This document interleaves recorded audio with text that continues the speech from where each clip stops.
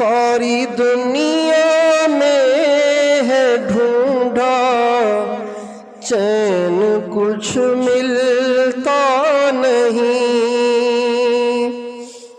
بسم اللہ الرحمن الرحیم، الحمد للہ وکفا وسلام علی عبادہ الذین اصطفیٰ، خصوصاً علی سید الرسل وخاتم الانبیاء محمد المصطفیٰ وعلى آلہ المجتبى، اما بعد فاعوذ باللہ من الشیطان الرجیم، بسم اللہ الرحمن الرحیم، وَلِلَّهِ عَلَى النَّاسِ حِجُّ الْبَيْتِ مَنِ اسْتَطَاعَ إِلَيْهِ سَبِيلًا، وقال تعالی الحج اشہر معلومات فمن فرض فیہن الحج فلا رفث ولا فسوق ولا جدال فی الحج، وقال النبی صلی اللہ علیہ وسلم من حج فلم يرفث ولم يفسق رجع كيوم ولدته امه، صدق اللہ العظیم وصدق رسولہ النبی الکریم، ونحن على ذلك لمن الشاہدین والشاکرین،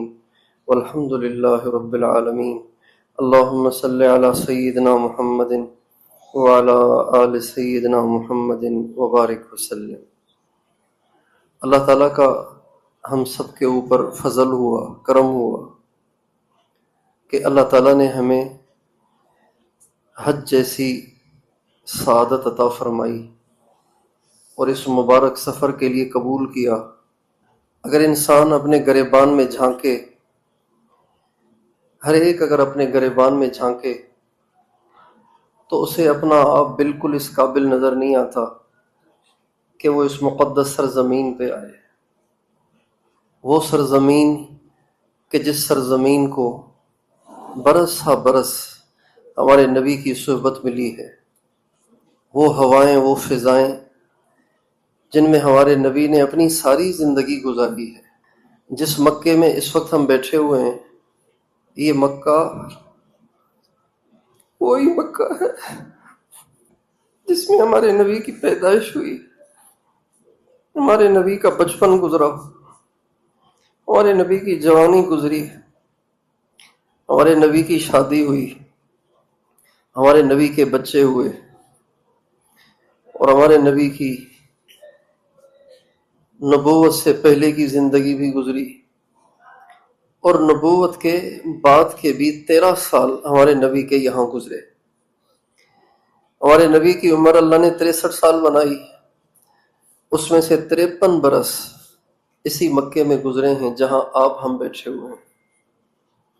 اپنی اوقات کو دیکھیں اور اللہ کا انعام دیکھیں، کہاں میں اور کہاں یہ نکھتے گل، نسیم صبح تیری مہربانی، کہاں ہم جیسے گرے پڑے گندے لوگ جن کی ساری زندگی سیاہکاریوں میں گزری اور جن کا سارا وجود گناہوں سے سیاہ ہوا پڑا ہے، اور کہاں وہ مقدس سرزمین جہاں حضرت جبریل ہزاروں مرتبہ اترے ہیں، جہاں آپ ہم بیٹھے ہوئے ہیں یہاں پہ حضرت جبریل ہزاروں دفعہ اترے ہیں، ہزاروں دفعہ۔ تو یہ اللہ کا فضل ہے، یہ اس کا کرم ہے کہ اس نے ہمارا انتخاب کیا 2026 کے اس حج کے لیے۔ جتنے بھی لوگ آئے ہوئے ہیں، مرد ہیں یا عورتیں ہیں، یہ خود نہیں آئے ہیں، ان کا اللہ نے انتخاب کیا ہے۔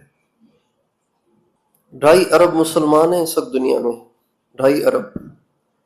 ان 2.5 ارب مسلمانوں میں سے اللہ تعالیٰ نے انتخاب کیا ہے، چھانٹا ہے، چنا ہے۔ یہ اس کی مہربانی ہے کہ اس نے ہمارا نام بھی اس میں ڈال دیا۔ اللہ تعالیٰ ہماری اس حاضری کو قبول کرے، ہمیں بے ادبی سے بچائے۔ ہوتا یہ ہے کہ جب نااہل کو کوئی بڑا عہدہ مل جاتا ہے تو پھر وہ ناقدریاں کرتا ہے، بے ادبیاں کرتا ہے۔ تو ہم چونکہ نااہل ہیں، نالائق ہیں، اس لیے خطرہ ہے کہ ہم سے کوئی بے ادبی ہو جائے۔ اس لیے اس سرزمین پہ آنے والے کو چاہیے کہ ڈرتا رہے روتا رہے، اللہ تعالیٰ سے مانگتا رہے کہ یا اللہ بے ادبی سے بچائیو مجھے، بے ادبی سے مجھے بچائیو، اور اللہ تعالیٰ سے یوں کہنا چاہیے کہ یا اللہ میں لینے آیا ہوں، گنوانے نہیں آیا ہوں، میں تیرے قریب ہونے آیا ہوں، مزید دور ہونے نہیں آیا ہوں، اور میں تجھے خوش کرنے آیا ہوں، میں تجھے راضی ناراض کرنے نہیں آیا ہوں۔ تو مجھے ایسی حرکتوں سے بچا، ایسے کاموں سے بچا کہ جس کی وجہ سے آپ ناراض ہو کر مجھے اپنے سے اور دور کر دیں۔ جیسے یہاں پہ اس سرزمین پہ رہتے ہوئے نیکی کا ریٹ بڑھ جاتا ہے، ایسے ہی یہاں پہ رہتے ہوئے برائی کا ریٹ بھی بڑھ جاتا ہے، برائی کا وزن بھی بڑھ جاتا ہے، برائی کی برائی بھی بڑھ جاتی ہے۔ آپ پاکستان میں ڈرامے دیکھیں تو برا ہے، پاکستان میں فلمیں دیکھیں برا ہے، پاکستان میں آپ کی کسی عورت پہ نظر پڑے یہ بری ہے، لیکن یہاں پہ پڑے تو بہت بری ہے، یہاں پہ اگر یہ کام ہو تو بہت برے ہیں۔ حضرت شیخ الحدیث قطب الاقطاب مولانا محمد زکریا صاحب رحمۃ اللہ علیہ نے اپنی کتاب میں ایک واقعہ لکھا ہے کہ ایک شخص بیت اللہ کا طواف کر رہا تھا، تو طواف کرتے ہوئے ایک عورت پہ اس کی نظر پڑ گئی اور ٹک گئی، خوبصورت تھی وہ عورت، اس کی جو نظر پڑی تو ٹک گئی، تو بیت اللہ کی دیواروں سے ایک ہاتھ نکلا اور ایسا زور سے اسے تماچا مارا کہ اس کی آنکھ باہر آ گئی،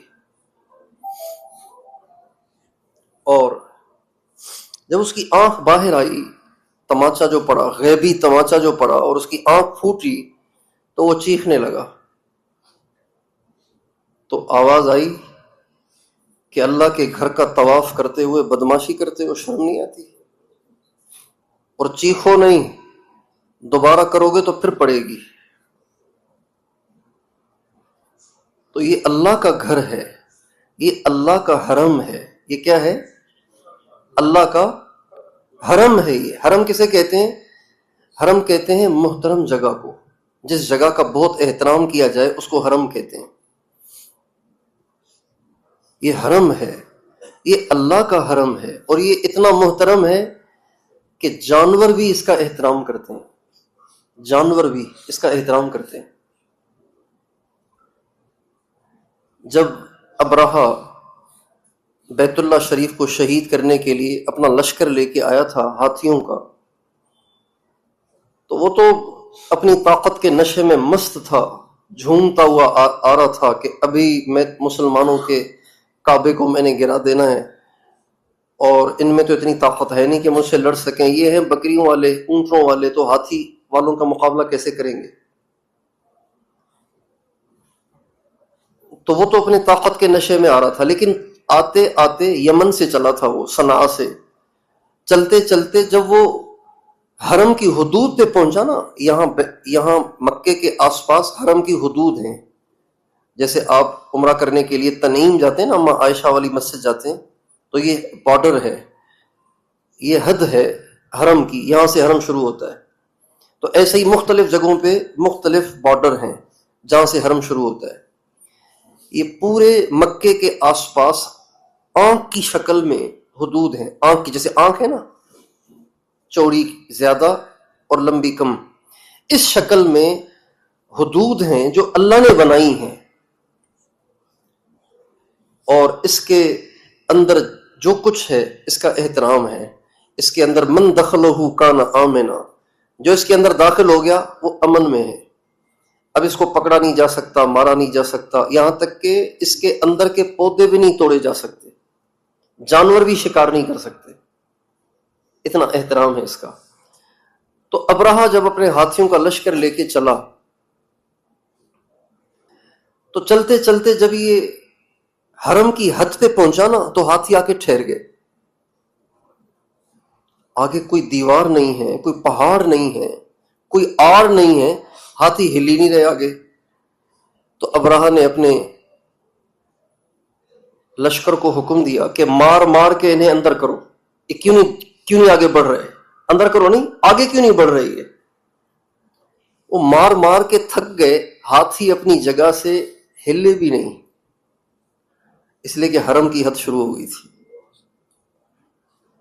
اور وہاں پہ آ کے پھر اس نے پڑاؤ ڈال لیا اور خود اندر داخل ہوا، اس کے چیلے داخل ہوئے، اور پھر انہوں نے دیکھا کہ دیکھو کوئی آس پاس ہے، تو دیکھا کہ اونٹ چڑھ رہے تھے ایک جگہ، کوئی 100 کے قریب اونٹ تھے وہ چڑھ رہے تھے، کہا ان سب کو اپنے قبضے میں لے لو۔ انہوں نے قبضے میں لے لیا اونٹوں کو۔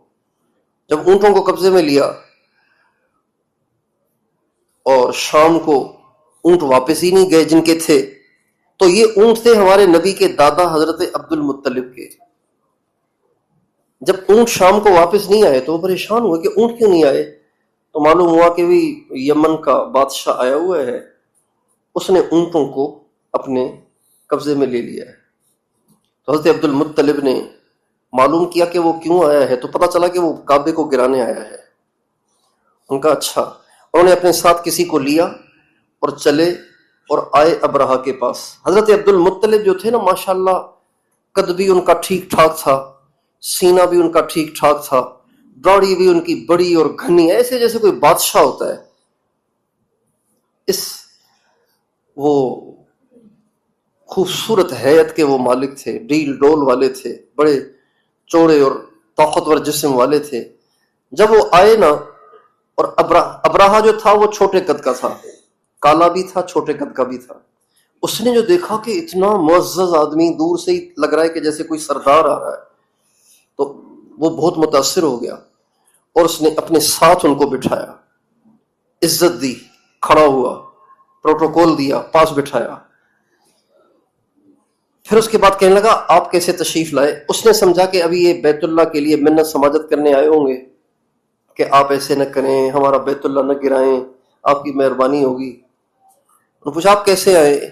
کہا آپ نے میرے اونٹوں کو اپنے قبضے میں لیا ہوا ہے، وہ اونٹ چھڑوانے آیا ہوں۔ کہا ارے میں تو سمجھا آپ بہت بڑے آدمی ہیں، آپ تو بہت چھوٹی بات کر رہے ہیں،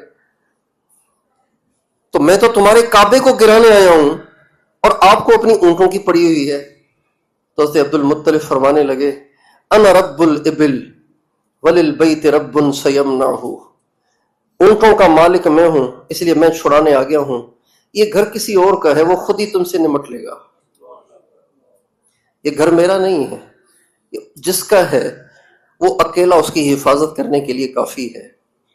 چنانچہ اس نے اونٹ واپس کر دیے، اور حضرت عبد المطلب اونٹوں کو لے کے آ گئے، اور جب بیت اللہ پہنچے تو آ کے سارے قریش کو بتایا کہ وہ بیت اللہ کو گرانے آیا ہوا ہے۔ تو کہا کیا کریں؟ کہ لڑ تو ہم سکتے نہیں، آؤ بیت اللہ سے چمٹ کے رو کے اللہ سے دعا کریں۔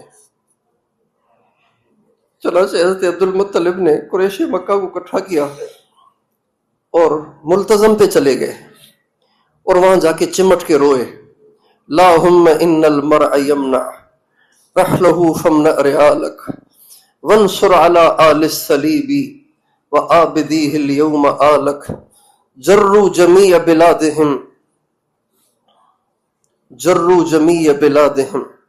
والفیل کی یسبو عیالک۔ اے اللہ، ہر ایک اپنے گھر کی خود ہی حفاظت کرتا ہے، آج تیرے گھر کو گرانے کے لیے ابرہا ہاتھیوں کا لشکر لے کے آیا ہوا ہے، ہم تو اسے لڑ نہیں سکتے، تو اپنے گھر کی خود حفاظت کر۔ اور اے اللہ، یہ صلیب کے پجاری آج تیرے گھر کے پڑوسیوں کو قتل کرنے آئے ہیں، اے اللہ تو اپنے گھر کی بھی مدد کر، اپنے گھر کے پڑوسیوں کی بھی مدد کر۔ حضرت عبد المطلب نے ادھر رونا شروع کیا، اور ادھر پتہ نہیں کہاں سے ابابیلوں، چھوٹا سا پرندہ چڑیا جتنا، ابابیلوں کے غولوں کے غول بھیج دیے، اور ہر ابابیل کے پاس 3 کنکریاں تھیں، ہر ابابیل کے پاس 3 کنکریاں تھیں، 2 چونچوں میں اور ایک چونچ میں اور 2 پنجوں میں، ہر ابابیل کے پاس 3 کنکریاں۔ اور وہ آئے اور انہوں نے جو آ کے کنکریاں، چڑیا جتنے پرندے کے چونچ میں جو پتھری آئے گی وہ کتنی بڑی، کوئی چٹان تو نہیں ہوگی، چنے جتنی پتھری ہوگی، لیکن اللہ تعالیٰ نے اس کنکری میں اتنی طاقت پیدا کر دی تھی کہ جس سپاہی کے سر پہ وہ کنکری گرتی تھی اس کے جسم کو پگھلا کے رکھ دیتی تھی۔ جیسے کیمیکل بم ہوتے ہیں نا، کیمیکل بم ہوتے ہیں، وہ کام اللہ نے لیا ان کنکریوں سے، اور پھر للکار کے اللہ نے فرمایا الم تر کیف فعل ربک باصحاب الفیل الم یجعل کیدہم فی تضلیل وارسل علیہم طیرا ابابیل ترمیہم بحجارۃ من سجیل فجعلہم کعصف مأکول۔ اے نبی، تو نے دیکھا نہیں تیرے رب نے ہاتھی والوں کا کیا حشر کیا؟ اللہ کے اس لہجے میں کتنا تکبر ہے، تکبر اللہ کو جستا ہے۔ انسان کے لیے تکبر عیب ہے، اللہ کے لیے تکبر صفت ہے۔ تو نے دیکھا نہیں تیرے رب نے ہاتھی والوں کا کیا حشر کیا؟ انہوں نے جو اسکیم بنائی تھی ان کی اسکیم کو فیل کر دیا، اور ان کے سارے لشکر کو تہس نہس کر کے بے نام و نشان کر دیا، اور کنکریوں سے ان کا ایسا حشر کیا کہ بس وہ ایسے تھے جیسے کھائی ہوئی گھاس ہوتی ہے۔ تو یہ حرم ہے، حرم ہے۔ اس حرم کا احترام ہاتھیوں کو بھی ہوتا ہے، جانوروں کو بھی ہوتا ہے، کتوں اور بلوں کو بھی ہوتا ہے۔ ایک دفعہ ابو سفیان اور صفوان بن امیہ دونوں کافر تھے اس وقت۔ یہ دونوں نکلے ہوئے تھے باہر مکے سے، تو انہوں نے اچانک دیکھا کہ ایک ہرنی ہے، وہ بھاگ رہی ہے، اس کے پیچھے بھیڑیا ہے۔ ہرنی بھاگی چلی جا رہی ہے اور بھیڑیا اس کے پیچھے لگا ہوا ہے شکار کرنے کے لیے۔ بھاگتے بھاگتے ہرنی جو تھی نا وہ حرم کی حدود کے اندر داخل ہو گئی، کیونکہ ان کو تو پتا تھا نا کہ حرم کہاں سے شروع ہوتا ہے۔ ہرنی اندر داخل ہو گئی، جو ہی وہ اندر داخل ہوئی تو ایک دم بھیڑیے نے بریک لگا دی، ایسے جیسے کوئی اسپیڈ بریکر آ گیا ہو، ایک دم اس نے بریک لگا دی۔ تو صفوان بن امیہ نے یہ منظر دیکھا، ابو سفیان نے بھی دیکھا، تو کھڑے ہو گئے اور کہنے لگے یار دیکھو تو صحیح، عجیب بات ہے کہ بھیڑیا بھی حرم کی حد میں داخل ہو کے ہرنی کو نہیں پکڑ رہا، اور ایک دم اس نے آ کے بریک ماری ہے حرم کی حد میں۔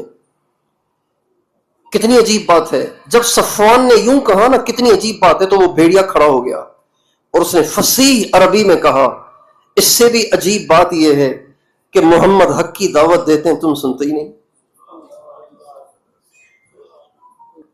تو ابو سفیان نے صفوان سے کہا دیکھو یہ بات باہر نہیں کرنی تم نے، یہ بات مکے میں کسی کو نہیں بتانی ہے، یہ بات مکے میں کسی کو بتانی نہیں ہے، ورنہ محبت کے ماننے والے اور بڑھ جائیں گے۔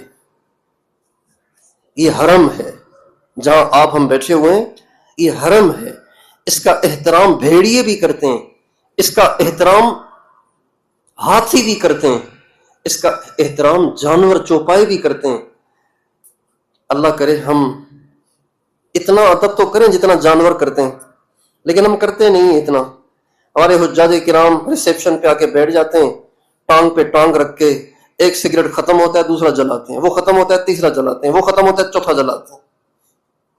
بھئی حرم میں آئے ہوئے ہیں اللہ کے بندے، اتنا تو خیال کر لیتے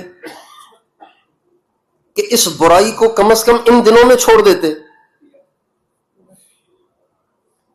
حرم میں بیٹھے ہوئے ہیں اور جیو کی خبریں چل رہی ہیں اور ساتھ ساتھ دھواں دھار میوزک بج رہا ہے،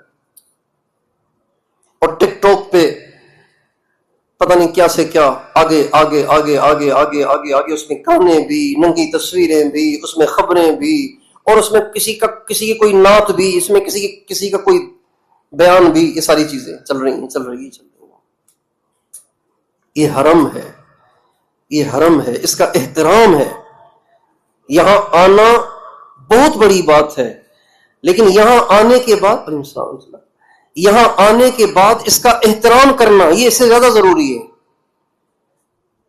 وہ شخص جو نہ آئے لیکن یہاں کی محبت دل میں رکھتا ہو، یہاں کا احترام دل میں رکھتا ہو، وہ بہتر ہے اس سے جو یہاں آئے اور آ کے بے ادبیاں کرے۔ جو لوگ پاکستان میں بیٹھے ہوئے اور رو رہے ہیں، دعائیں کر رہے ہیں، یا اللہ کب لے جائے گا ہمیں حج کے لیے، مکے کو کب لے جائے گا، مدینے کو کب لے جائے گا، یہ جو رو رہے ہیں نا، یہ ان سے اچھے ہیں جو یہاں آ کے بے ادبیاں کرتے ہیں۔ اس لیے ہمیں بے ادبی سے بچنا ہے، ہمیں حرم کا احترام کرنا ہے، ہمیں سنبھل کے رہنا ہے، سنبھل کے رہنا ہے۔ یہ مکہ ہے بھائی، مکہ، ہاں یہ مکہ ہے، یہ ہمارے نبی کا شہر ہے، یہ ہمارے نبی کی جائے پیدائش ہے، یہ ہمارے نبی کا آبائی گاؤں ہے، یہ حضور کا آبائی گاؤں ہے، یہ محبت وحی ہے جہاں ہزاروں دفعہ جبریل وحی لے کر آئے، ہزاروں دفعہ قرآن اترا، ساری مکی صورتیں یہیں اتری ہیں، ساری مکی صورتیں یہیں اتری ہیں۔ یہ 30ویں پارے کی اکثر آیتیں یہاں اتری ہیں، 30ویں پارے کی اور 29ویں پارے کی اکثر آیتیں یہاں اتری ہیں۔ سورہ فاتحہ بھی یہاں اتری ہے، وہاں بھی اتری ہے، یہاں بھی اتری ہے۔ یہ یہاں کا بہت احترام کرنا چاہیے اور یہاں بہت سنبھل کے رہنا چاہیے، اور اللہ تعالیٰ سے اس کی دعا بھی کرنی چاہیے کہ اللہ تعالیٰ ہمیں ادب اور احترام کے ساتھ رکھے، بے ادبیوں سے بچائے۔ ایک بزرگ دعا کر رہے تھے، دعا کریں اللہ مجھے حاضری کی توفیق دے، لیکن ادب والی، بے ادبی والی حاضری نہیں چاہیے، اس سے بہتر پاکستان میں ٹھیک ہونا، اس سے بہتر پاکستان میں ٹھیک ہونا۔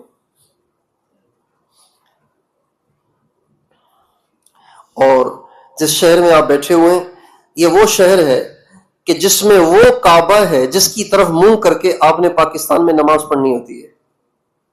آپ جہاز میں آپ کو منہ ادھر کرنا ہے، ٹرین میں منہ ادھر کرنا ہے، نظر نہیں آتا لیکن منہ ادھر کرنا ہے۔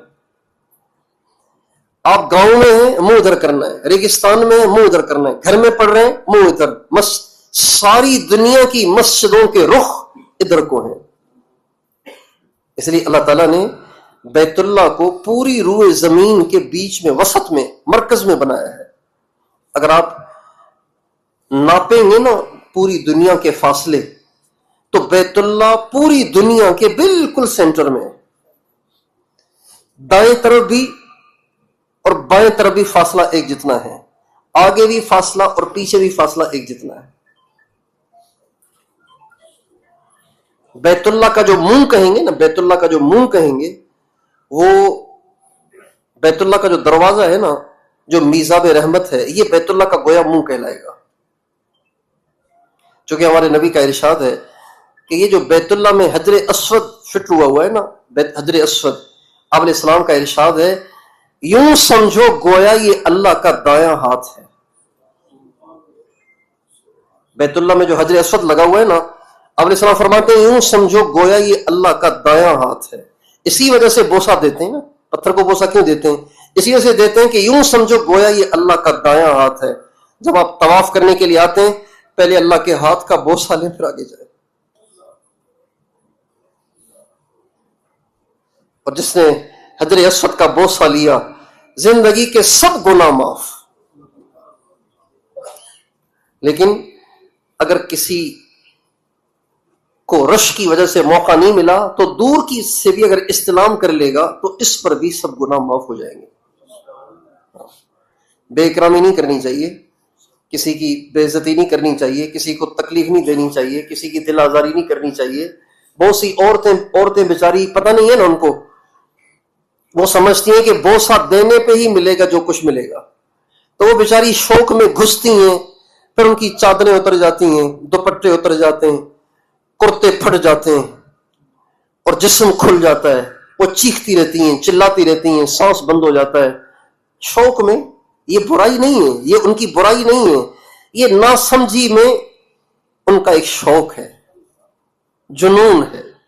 اس لیے ان کو برا نہیں جاننا چاہیے، ناسمجھی ہے، شوق سے بے خود ہیں، اس لیے گھسی چلی جاتی ہیں، گھسی چلی جاتی ہیں۔ کوئی وہاں پہ کوئی کھانا تھوڑی ملتا ہے، پیسے تھوڑی ملتے ہیں، شوق ہے، جنت کا پتھر ہے، حضور کے ہاتھوں رکھا ہوا ہے، تو محبت میں بیچاری گھستی ہیں، لیکن صحیح بات یہ ہے کہ اگر رش زیادہ ہو اور بے اکرامی کا اندیشہ ہو تو گھسنا نہیں چاہیے، دور سے آپ دونوں ہاتھوں کو اس طرف کر لیں اور پھر بسم اللہ اللہ اکبر وللہ الحمد پڑھ کے اس کے بعد اپنی ہتھیلیوں کو بوسہ لے لیں، تو ایسے ہی ہے جیسا کہ آپ نے حجر اسود کا بوسہ لیا۔ نبی کریم صلی اللہ علیہ وسلم نے اپنی امت کو مختلف موقعوں پر آسانیاں بتائی ہیں، آسانیاں۔ حضرت ابو ہریرہ رضی اللہ تعالیٰ عنہ، آسانیوں کی چند مثالیں۔ حضرت ابو ہریرہ رضی اللہ تعالیٰ عنہ جو تھے، ان کی نیند بہت گہری تھی، سوتے تھے تو پھر نہیں اٹھ پاتے تھے۔ تو نبی کریم صلی اللہ علیہ وسلم سے انہوں نے کہا، حضور مجھ سے تو جب سو جاؤں تو بس پھر تو اٹھا نہیں جاتا۔ آپ نے فرمایا تم سونے سے پہلے تہجد پڑھ لیا کرو، تمہاری تہجد سونے سے پہلے بھی ٹھیک ہے۔ اب جن سے صبح کو نہیں اٹھا جاتا نا، ان کے لیے گنجائش آ گئی۔ حضرت عمر رضی اللہ تعالیٰ عنہ جب حج کے موقع پہ آپ علیہ السلام تشریف لائے تو حضرت عمر رضی اللہ عنہ سے آپ نے فرمایا، عمر مجمع بہت زیادہ ہے، 1,30,000 کے قریب صحابہ تھے، 24 بھی روایت ہے، 30 کی بھی روایت ہے، 1,24,30 یعنی 1.25 کے قریب صحابہ ہیں۔ تو آپ نے فرمایا عمر حجر اسود پر رش ہوگا بہت زیادہ، چونکہ مجمع زیادہ آ گیا ہے تو بھیڑ ہوگی، اور تم وہ طاقتور آدمی، حضرت عمر کا قد بھی چوڑا سینہ بھی چوڑا، طاقتور آدمی تھے۔ آپ نے فرمایا عمر رش زیادہ ہے، حجر اسود کے بوسے دینے پہ رش زیادہ بنے گا، لہذا تم مجمع میں نہ گھسنا، اس لیے کہ تم طاقتور ہو، تم جب گھسو گے تو پتہ نہیں کتنوں کو گرا دو گے، اوروں کو تکلیف ہوگی، لہذا تم دور ہی سے استلام کر لیا کرو۔ ہمارے نبی نے حضرت عمر کو اس کی گنجائش دی، اور خود بھی آپ نے اس پہ عمل کیا اور امت کے لیے آسانی کر لی کہ جو حجر اسود تک نہیں پہنچ سکتا، اور اگر پہنچے تو کسی کی بے اکرامی کرنی پڑے گی، تو اس کے لیے آسانی ہو گئی کہ وہ دور دور سے ہی استلام کر لے، اس پر بھی اس کے سارے گناہ معاف ہو جائیں گے۔ تو چاروں طرف سے بیت اللہ کا جو اسپیس ہے وہ ایک جتنا ہے، بیت اللہ بالکل سینٹر میں ہے۔ تو جس کعبے کی طرف منہ کر کے ساری دنیا کے مسلمان نماز پڑھتے ہیں، ساری دنیا کے مسلمان نماز پڑھتے ہیں، اس کعبے کو آپ اس وقت دیکھ کے نماز پڑھتے ہیں، یہ کتنی بڑی سعادت ہے۔ ایک سجدہ ہے غیب کا، ایک سجدہ ہے مشاہدے کا، ان دونوں میں فرق ہے۔ بیت اللہ کی طرف منہ کر کے نماز پڑھنا یہ بھی نماز ہے اور سجدہ ہے، لیکن کتنا مزہ ہے اس نماز میں جس میں بیت اللہ آپ کے سامنے ہو۔ تیرا در تو ہم کو نہ مل سکا، تیری رہ گزر کی زمین سہی۔ ایک وہ اللہ تعالیٰ کا عاشق جو کعبے کو دیکھ کے سجدہ کرنا چاہتا ہے، مگر وہ کعبے آ نہیں سکتا، اس نے بڑی کوششیں کی لیکن وہ کعبے کو آ نہیں سکا، کعبے کو دیکھ نہیں سکا، تو وہ اللہ تعالیٰ سے اپنی وفاداری کا اظہار کرتے ہوئے کہتا ہے، تیرا در تو ہم کو نہ مل سکا، تیری رہ گزر کی زمین سہی، ہمیں سجدہ کرنے سے کام ہے، جو وہاں نہیں تو یہیں سہی۔ تو اللہ تعالیٰ نے ہمیں یہ سعادت دی ہے کہ اس وقت ہم مکے آئے ہوئے ہیں اور بیت اللہ کو دیکھ کے سجدہ کرتے ہیں، بیت اللہ کا دیدار کرتے ہیں، بیت اللہ کا طواف کرتے ہیں، اس مطاف میں چکر لگاتے ہیں جس مطاف میں سارے نبیوں نے چکر لگایا ہے۔ آدم علیہ السلام نے 40 حج کیے ہیں سری لنکا سے یہاں پیدل چل کے، سری لنکا میں رہتے تھے نا آدم علیہ السلام، آدم علیہ السلام کو جنت سے اتارا گیا سیدھا سری لنکا میں، پھر وہاں سے 40 مرتبہ پیدل حج کے لیے یہاں تشریف لائے۔ سارے نبیوں نے حج کیا ہے۔ ہمارے نبی جب حج کے لیے تشریف لائے تھے تو آپ کا گزر وادی عسفان سے ہوا، عسفان، جب آپ وہاں سے گزرے، اس سے پہلے روحہ تشریف لائے، مدینے سے نکل کے آپ ذوالحلیفہ تشریف لائے، ذوالحلیفہ سے آپ روحہ تشریف لائے، روحہ میں آپ نے نماز ادا فرمائی اور فرمایا یہاں 70 نبیوں نے نماز پڑھی ہے، 70 نبیوں نے یہاں نماز پڑھی ہے گزرتے ہوئے۔ پھر آپ عصفان تشریف لائے تو آپ نے فرمایا گویا میں دیکھ رہا ہوں کہ حضرت ہود علیہ السلام ایک جوان سرخ اونٹ پہ بیٹھ کے یہاں سے گزر رہے ہیں، اور گویا میں حضرت صالح علیہ السلام کو دیکھ رہا ہوں کہ ایک سرخ جوان اونٹ پر بیٹھ کر اس وادی عصفان سے گزر رہے ہیں۔ جب آپ مکے سے باہر زی طوا ایک جگہ تھی، آج کل اس کو جرول کہتے ہیں، جرول، جب آپ وہاں تشریف لائے تو وہاں آ کے آپ نے پڑاؤ ڈالا۔ آپ 3 ذی الحجہ کو پہنچے تھے یہاں، 3 ذی الحجہ کی رات کو پہنچے تھے، ہفتے کا دن تھا، رات کو آپ پہنچے تھے۔ مدینے سے مکے کا سفر آپ نے 9 دن میں طے کیا تھا۔ زی طوا، اس کو آج کل جرول کہتے ہیں، یہاں پہ آپ نے رات کو پڑاؤ ڈالا، عشاء کی نماز پڑھی، فجر کی نماز پڑھی، تھوڑا سا آرام کیا، چاش کے وقت آپ نے غسل کیا، اور غسل کر کے آپ بیت اللہ کی طرف چلے۔ تو جرول سے جب بیت اللہ کی طرف آئے تو راستے میں ایک وادی تھی، اس وادی کا نام تھا ازرق۔ جب آپ ازرق سے گزرے تو آپ نے فرمایا یہ منظر اس وقت میری آنکھوں کے سامنے ہے کہ موسیٰ علیہ السلام نے اپنے کانوں میں انگلیاں دی ہوئی ہیں اور زور زور سے چیخ چیخ کر وہ تلبیہ پڑھ رہے ہیں۔ سارے انبیاء نے حج کیا ہے اور خود ہمارے نبی نے حج کیا ہے، اور وہ کوئی اور مطاف نہیں تھا، یہی مطاف ہے جہاں آپ طواف کرتے ہیں، یہی وہ مطاف ہے جہاں نبی کریم صلی اللہ علیہ وسلم نے طواف کیا۔ حضرت ابو بکر نے کیا، حضرت عمر نے کیا، حضرت عثمان نے کیا، حضرت علی نے کیا، امام حسن نے کیا، امام حسین نے کیا، ہمارے نبی کے سارے صحابہ نے کیا، ہماری حضرت اماں فاطمہ نے کیا، اماں خدیجہ نے کیا، اماں عائشہ نے کیا، یہ وہی ہے۔ تو یہ کتنی بڑی سعادت ہے ہماری کہ اللہ تعالیٰ نے ہمیں اس کی توفیق دی ہوئی ہے۔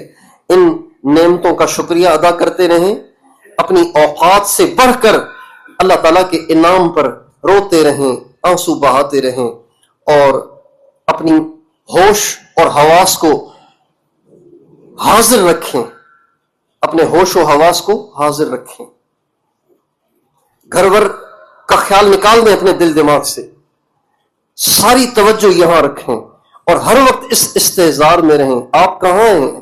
آپ مکے میں ہیں۔ کون سا مکہ؟ میرے نبی کی جائے پیدائش مکہ۔ کون سا مکہ؟ جہاں حضور کا بچپن گزرا۔ کون سا مکہ؟ جہاں حضور کی جوانی گزری۔ کون سا مکہ؟ جہاں حضور کی شادی ہوئی، سارے بچے ہوئے، جہاں حضرت جبریل نے آ کے ہمارے نبی کو نبوت کا پیغام دیا۔ وہ مکہ جہاں ہزاروں دفعہ جبریل اترے، قرآن کی آیتیں اتریں، وہ مکہ۔ تو اس دھیان، استحضار اور ہوش و حواس کے ساتھ اگر آپ رہیں گے تو آپ کو یہاں آنے کا فائدہ ہوگا، ورنہ یہاں ایسے رہیں گے جیسے آپ پاکستان میں بیٹھے ہوئے ہیں، گپیں اور پتہ نہیں ادھر کی اور ادھر کی، اس میں غیبتیں اور اس میں پتہ نہیں کیا کیا برائیاں ہوتی رہیں گی۔ پھر جب یہاں سے واپس جائیں گے نا تو پھر تصویریں دیکھ دیکھ کے روئیں گے، ارے میں مکہ گیا تھا، واپس بھی آ گیا، میں تو کچھ کیا ہی نہیں۔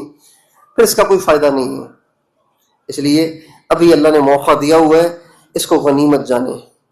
یہ حاضری بار بار نہیں ہوتی، بار بار نہیں ہوتی۔ بہت سے ایسے ہوتے ہیں ایک دفعہ آتے ہیں پھر نہیں آتے، اللہ کی حکمت ہے نہیں آتے۔ تو ایسے نہ ہو کہ پھر ہم بعد میں نہ آ سکیں۔ اس لیے جتنا یہاں سے ہم انوارات کو، فیوز اور برکات کو جذب کر سکتے ہیں، لے سکتے ہیں، اتنے فیوز اور برکات یہاں کے جذب کریں، اور زیادہ سے زیادہ اپنے آپ کو نیکی کے کام میں لگائیں۔ اس لیے کہ یہاں نیکی کا ریٹ بہت بڑھا ہوا ہے۔ آپ 2 رکعت نفل پڑھیں گے نا، ایک میں انا تینا، دوسرے میں قل اللہ، 2 منٹ مشکل سے لگیں گے۔ ان 2 رکعتوں پر آپ کو 2 لاکھ رکعتیں پڑھنے کا اجر ملے گا، 2 لاکھ رکعتیں پڑھنے کا اجر ملے گا۔ ایک دفعہ درود شریف پڑھیں گے نا، پڑھ لیجیے ذرا ایک دفعہ درود شریف، ایک دفعہ درود پڑھ لیا نا، اس ایک دفعہ پڑھنے پر لکھا، ایک دفعہ نہیں گیا، 1 لاکھ درود لکھ لیے گئے۔ 1 لاکھ درود آپ کب پڑھیں گے بھائی؟ ہم کب پڑھیں گے؟ لیکن ایک دفعہ پڑھنے پر 100 دفعہ روزانہ پڑھیں، 100 دفعہ اگر پڑھیں تو کتنے لاکھ بن جائے گا؟ اللہ اکبر، اور اگر 200 دفعہ پڑھیں تو، اور اگر 1000 دفعہ پڑھیں تو 1 ارب درود کب پڑھیں گے؟ اچھا 1000 دفعہ درود شریف پڑھنے میں زیادہ ٹائم نہیں لگتا؟ 1000 کی تعداد سن کے ایک دفعہ آدمی سوچتا ہے کیسے ہوگا بھائی؟ نہیں، میں اسٹاپ واچ سے حساب لگایا تو 20 منٹ لگتے ہیں. 20 منٹ 1000 دفعہ پڑھنے میں. ضروری نہیں کہ آپ نماز والا درود شریف پڑھیں، نماز والا پڑھیں تو سب سے اچھا، لیکن اگر آپ صلی اللہ علیہ وآلہ وسلم بھی پڑھیں تو درود شریف ہے یہ. اور اس کو پڑھنے میں 18 منٹ لگتے ہیں. میں نے حساب لگایا اسٹاپ واچ پہ تو 18 منٹ. میں نے جس درود کا حساب لگایا نا اسٹاپ واچ سے، وہ تھا صلی اللہ علی حبیبہ وآلہ وسلم، صلی اللہ علی حبیبہ محمد وآلہ وسلم. اس کو میں نے اسٹاپ واچ سے حساب لگایا تو 18 منٹ لگے 1000 دفعہ پڑھنے میں. صلی اللہ علی حبیبہ وآلہ وسلم، صلی اللہ علی حبیبہ محمد وآلہ وسلم، 18 منٹ میں 1000 دفعہ. ہمارے بہت سے ساتھی ہیں اللہ کی رحمت سے جو روزانہ 10,000 دفعہ درود ان کا معمول ہے، معمول ہے ان کا 10,000 دفعہ درود شریف. ایک نہیں، پتہ نہیں کتنے ساتھی ہیں ایسے. تو اس لیے کوشش کریں، اوقات کو ضائع نہ کریں. یہ گپے وہاں جا کے لگا لینا یہ نیکیاں کمانے کی جگہ ہے. سب کچھ چھوڑ کے آئے ہیں. یہ ہماری عورتیں بیچاری کتنی قربانی سے آئی ہیں، کتنی ان میں جوان بچیاں ہیں، چھوٹے چھوٹے روتے بچے چھوڑ کے آئی ہیں. ان کو یاد کر کے یہ یہاں رو رہی ہیں اور ان کو یاد کر کے وہ وہاں رو رہے ہیں. ماں بچوں کے بغیر ادھوری ہے، ایسے جیسے اس کے ہاتھ پاؤں نہیں ہیں. اور بچے بھی ماں نہ ہو تو ایسے جیسے اندھے ہوتے ہیں، نابینا ہوتے ہیں بیچارے. یہ قربانی ہے ان کی.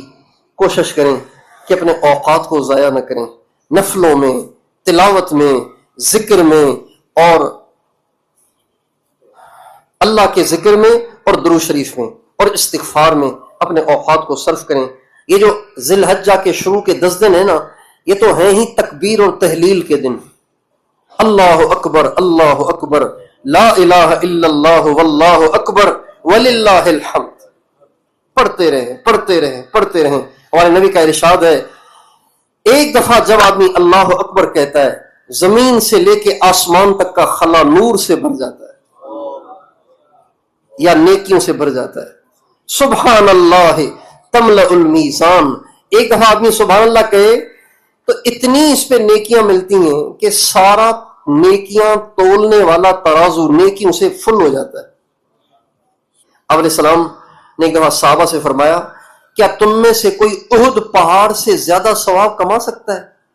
صحابہ نے کہا حضور احد پہاڑ تو بہت بڑا ہے، 8-9 کلومیٹر پھیلا ہوا ہے وہ، تو اتنا ثواب کون کما سکتا ہے؟ فرمایا تم میں سے ہر ایک کما سکتا ہے. پھر فرمایا سبحان اللہ افضل من احد. سبحان اللہ کا اجر احد پہاڑ سے بھی زیادہ ہے. اب ہم نے دیکھے ہیں 50 کے نوٹ، 100 کے نوٹ، 1000 کا نوٹ، 5000 کا نوٹ، یا ہم نے دیکھے ہیں ڈالر، یا دیکھے ہیں ریال، یا دیکھے ہیں درہم امارات کے. تو ہمیں نہیں پتا کہ نیکی کیا ہوتی ہے اور نیکی پہ ملنے والا اجر کیا ہوتا ہے. اس سے ہم نا آشنا ہیں. جیسے بچے کو پتا نہیں ہے نا 5000 کا نوٹ کیا ہے. بچے کے لیے تو 10 کا نوٹ. میں نے اپنے نواسے کو دیے 50 روپے. کہنے لگے نہیں مجھے یہ نہیں چاہیے، مجھے وہ جو گرین ہوتا ہے نا وہ دیں، 10 والا. 50 والا نوٹ ذرا خوبصورت کم ہے ہمارے پاکستان کا، 10 والا ذرا خوبصورت زیادہ ہے، ذرا نکھرا نکھرا سا ہے. کہ مجھے وہ گرین والا دیں. تو ہم جو ہے نا ہم نابالغ ہیں آخرت کے اعتبار سے، نیکیوں کے اعتبار سے، اعمال کے اعتبار سے. اس لیے ہم نہیں جانتے کہ سبحان اللہ کیا ہے اور درود کیا ہے اور عمرہ کیا ہے اور حج کیا ہے اور نفلیں کیا ہیں اور تلاوت کیا ہے. اس لیے کوشش کریں اپنے اوقات کو یہاں اسی میں صرف کریں اور بالکل وقت ضائع نہ کریں. موبائل صرف ضرورت کے لیے استعمال کریں. بیوی کو کال کرنی ہے کال کر لیں، بیوی نے خاوند کو کال کرنی ہے کال کر لے، بچوں سے بات کرنی ہے کر لیں، لیکن دنیا میں کیا ہو رہا ہے تفکریں دنیا کو، اپنے آپ کی فکر کریں، آخرت کی فکر کریں۔ ساری زندگی ہم نے دنیا کے جھمیلوں میں گزاری ہے، یہاں ہم اپنی آخرت کو سنوارنے آئے ہیں، تو کوشش کریں یہاں ہم اپنی آخرت کو ٹھیک کریں، اللہ کو راضی کریں۔ یہاں اللہ کو راضی کرنا سب سے زیادہ آسان ہے۔ اللہ کو تو ہر جگہ راضی کرنا آسان ہے، لیکن اللہ کے گھر میں آ کے اللہ کو راضی کرنا بہت آسان ہو جاتا ہے۔ سچ پوچھیں یہاں دعائیں ایسے قبول ہوتی ہیں جیسے آپ بٹن کھولتے ہیں نا اور ایک دم ٹیوب لائٹ جل جاتی ہے، ایسے دعائیں قبول ہوتی ہیں۔ آپ تجربہ کر کے دیکھیں، یہاں پہ ایسے فٹ فٹ سے دعائیں قبول ہوتی ہیں کہ آدمی حیران ہو جاتا ہے۔ چلتے ہوئے بھی دعائیں قبول ہوتی ہیں، طواف میں بھی دعائیں قبول ہوتی ہیں۔ بہت سے لوگ طواف کر رہے ہوتے ہیں، ایک آدمی پڑھ رہا ہوتا ہے، دوسرے اس کے پیچھے زور زور سے چیخ رہے ہوتے ہیں، نہ پڑھنے والے کو پتا میں کیا پڑھ رہا ہوں، نہ پیچھے پڑھنے والوں کو پتا کیا پڑھ رہا ہوں۔ یہ صحیح نہیں ہے، گناہ نہیں ہے یہ، لیکن یہ طریقہ ٹھیک نہیں ہے۔ طریقہ کیا ہے؟ آپ جب طواف کر رہے ہیں تو اپنے دل میں جو دکھڑے ہیں نا وہ اللہ کو سنائیں۔ بھائی آپ مقروض ہیں، اب یہ روئیں نا اس وقت میں اللہ کے سامنے کہ اللہ میرے قرضے اتار۔ آپ بے اولاد ہیں تو آج موقع ہے، روئیں اللہ کے سامنے کہ اللہ مجھے اولاد دے، تیرے خزانوں میں کیا کمی ہے؟ زکریا علیہ السلام کو بڑھاپے میں دیا، ابراہیم علیہ السلام کو بڑھاپے میں دیا، میں تو بوڑھا بھی نہیں ہوں، تو اب مجھے بھی دیں۔ میری بیوی پریشان ہے، میں جاتا ہوں تو وہ اکیلی ہوتی ہے، اس کو کچھ دیں، اس کی گود کو ہرا بھرا کر تاکہ اس کا دل پہلے۔ روئیں اللہ کے سامنے۔ بچیاں بڑی ہو گئی ہیں، رشتے نہیں ہو رہے، یا اللہ آپ کر دیں نا رشتے، طواف کے دوران روئیں اللہ کے سامنے۔ رٹی رٹائی باتیں طوطے کی طرح سے اس کا اثر نہیں ہے، اس کا ثواب ملے گا، اثر نہیں ہوگا، لیکن آپ اللہ کے سامنے فریاد کریں، روئیں اللہ کے سامنے۔ اللہ تعالیٰ فرماتے ہیں کاف ہا یا عین صاد ذکر رحمت ربک عبدہ زکریا اذ نادى ربه نداء خفيا رب انی وهن العظم مني واشتعل الرأس شيبا ولم أكن بدعائك رب شقيا وإني خفت الموالي من ورائي وكانت امرأتي عاقرا وقد بلغت من الكبر عتيا۔ یہ اللہ تعالیٰ ہم سب کو اللہ سے مانگنے کا طریقہ سکھا رہے ہیں، اپنے نبی سے فرما رہے اے نبی یاد کریں کہ میرے زکریا نے مجھے کیسے پکارا تھا، حالانکہ وہ بوڑھا تھا، اس کی بیوی بانجھ ہو چکی تھی، لیکن آپ بتائیں اپنی ساری امت کو کہ اس نے مجھے کیسے پکارا۔ اذ نادى ربه نداء خفيا، رات کے اندھیرے میں پکارا اور چپکے چپکے پکارا اور کہا رب انی وہن العظم منی، اے اللہ میری ہڈیاں بوڑھی ہو گئی ہیں، کمزور ہو گئی ہیں، واشتعل الرأس شیبا، میرے سر میں ایک بال بھی کالا نہیں ہے، سارے سفید ہو گئے، ولم اکن بدعائک رب شقیا، اور میری دعائیں تو آپ پہلے بھی قبول کرتے ہیں، مجھے بڑی امیدیں ہیں کہ آپ میری اس دعا کو بھی قبول کریں گے۔ اور یا اللہ میں بوڑھا ہوں، بیوی میری بانجھ ہے، مجھے اولاد کا شوق نہیں ہے، لیکن جس شریعت کو لے کر میں آیا ہوں اس شریعت کو پیچھے سنبھالنے والا میرے رشتہ داروں میں کوئی ہے نہیں، مجھے ڈر ہے کہ میری ساری زندگی کی محنت ضائع نہ ہو جائے، اس لیے آپ مجھے ایک نیک بیٹا دیں جو میرے بعد میری شریعت کو سنبھالے اور میرے دین کی حفاظت کرے اور اس کا محافظ بنے۔ تو اس لیے ہمیں اللہ تعالیٰ سے خوب مانگنا چاہیے۔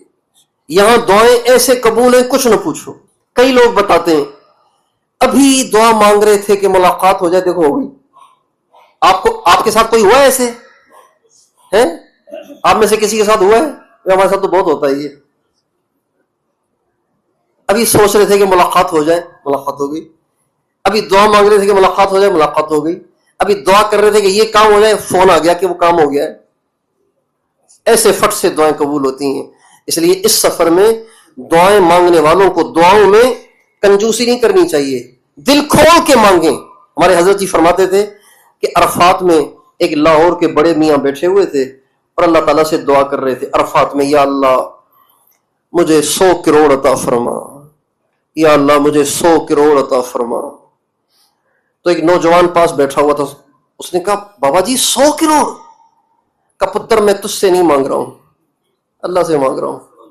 اس کے لیے 100 کروڑ اور 100 روپے ایک جیسے ہیں۔ اللہ سے ٹکا کے مانگیں، پھر حسرت نہ رہے کہ یار یہ نہیں مانگا وہ نہیں مانگا. اور اگر کسی کا دماغ کمزور ہے تو وہ اپنے سارے مسئلے تنہائی میں بیٹھ کے سوچے اور ایک چٹھا بنائے، لسٹ بنائے پوری، اور پھر روزانہ اللہ کو پڑھ کے سنائے. جیسے بیوی چٹھا دیتی ہے نا مردوں کو، یہ بھی چاہیے، یہ بھی چاہیے، یہ بھی چاہیے، یہ بھی چاہیے، یہ بھی چاہیے، پیمپر بھی چاہیے، سرف بھی چاہیے، صابن بھی چاہیے، شیمپو بھی چاہیے، یہ بھی چاہیے، وہ بھی چاہیے، برش بھی چاہیے، پیسٹ بھی چاہیے. چٹھے دیتی ہیں نا عورتیں. اللہ چٹھا بنا لیں، روزانہ اللہ کے سامنے پیش کریں، یا اللہ یہ میرے مسئلے ہیں، مہربانی کر، تیرے خزانوں میں کیا کمی ہے، یہ بھی کر، یہ بھی کر. اور گڑ گڑا کے مانگیں اللہ سے. دنیا بھی مانگیں، آخرت بھی مانگیں. ہمارے نبی جب بیت اللہ آتے تھے تو دونوں چیزیں مانگتے تھے، صرف دنیا نہیں، صرف آخرت نہیں مانگتے تھے، صرف دنیا بھی نہیں مانگتے تھے. ربنا آتنا فی الدنیا حسنۃ وفی الآخرۃ حسنۃ وقنا عذاب النار. یہ دعا ہمارے نبی نے طواف کے دوران بھی بہت مانگی ہے، اور یہی دعا ہمارے نبی نے عرفات میں بھی بہت مانگی ہے. تو اس کی کوشش کریں، دنیا بھی اللہ سے مانگیں، آخرت بھی اللہ سے مانگیں، اور اپنے اوقات کو قیمتی بنائیں، حرم کی قدر کریں، اوقات کو ضائع نہ کریں، اور گناہوں سے بچیں. گناہوں سے بچیں. بہت دفعہ ایسے ہوتا ہے کہ انسان لاپرواہی میں ایسے کام کر جاتا ہے کہ اس کا پھر ہمیشہ کے لیے پتہ کٹ جاتا ہے، چھٹی ہو جاتی ہے ہمیشہ کے لیے. اللہ ہم سب کو بچائے. اللہ بے نیاز ہیں، اللہ کے چاہنے والے کوئی تھوڑے تھوڑے ہی ہیں. یہاں تو دنیا آنے کے لیے بے قرار ہے، بے تاب ہے. تو اس لیے اللہ ہمیں محرومی سے بچائے، ادب احترام کے ساتھ اوقات کو گزارنے کی توفیق عطا فرمائے. وآخر دعوانا ان الحمد للہ رب العالمین.